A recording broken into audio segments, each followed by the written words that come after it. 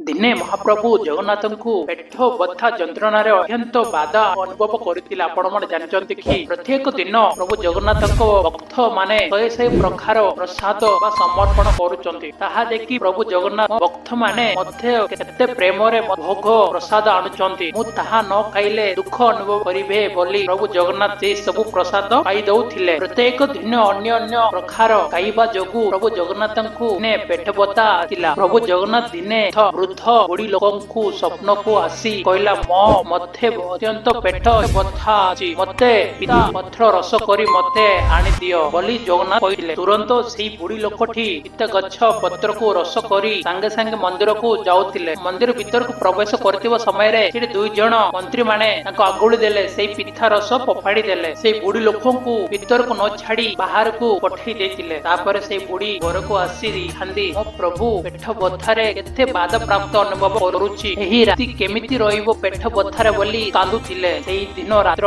ରାଜା ସ୍ୱପ୍ନକୁ ଆସି ମୋ ମାଙ୍କୁ ବହୁତ ଅପମାନ ହୋଇଥିଲା, ମୋତେ ଅତ୍ୟନ୍ତ ପେଟ ବଥା ହଉଛି।